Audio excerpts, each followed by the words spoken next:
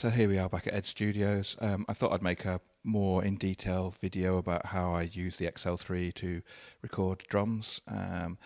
So this is just a video about how I'm going to mic up the drum kit, how I'll go into the XL3, how I'll get that out into Pro Tools.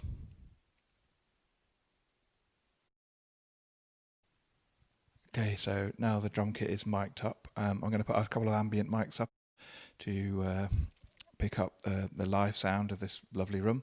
I've got two microphones on the kick drum. There's one inside the kick drum. I've used a 901. On the outside there's a Beta 52A.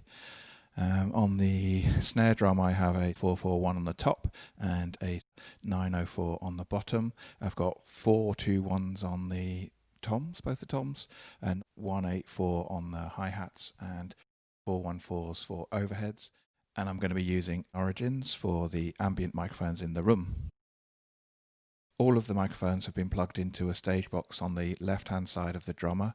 That stage box will then be going into the XL3, and I've run it through the room next door. This is where the cables come into the back of the XL3. This is the mic cables coming in. I've got a set of monitors in here just so I can monitor what's coming into the desk, so I get an idea of what the drums sound like before I send them into the control room.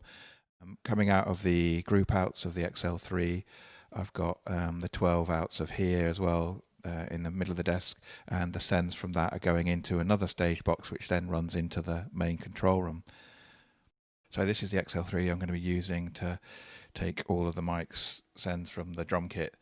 I'm going to label up the desk first, and then I'll show you how we set it up.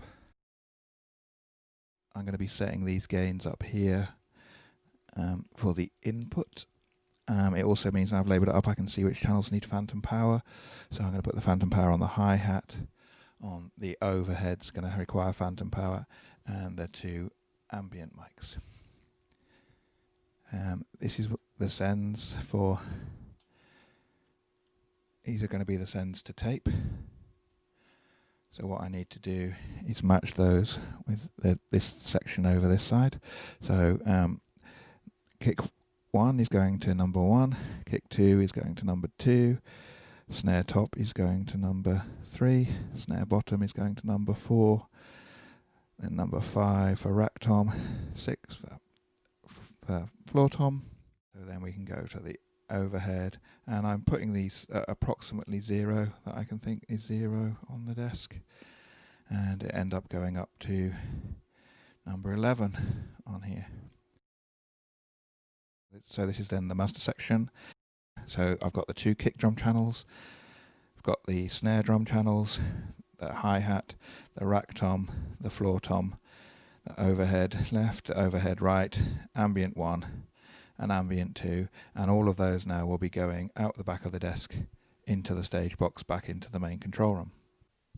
And here's where all the signals are going to come in from the XL3 in the other room, and I'm going to run them through straight into Pro Tools.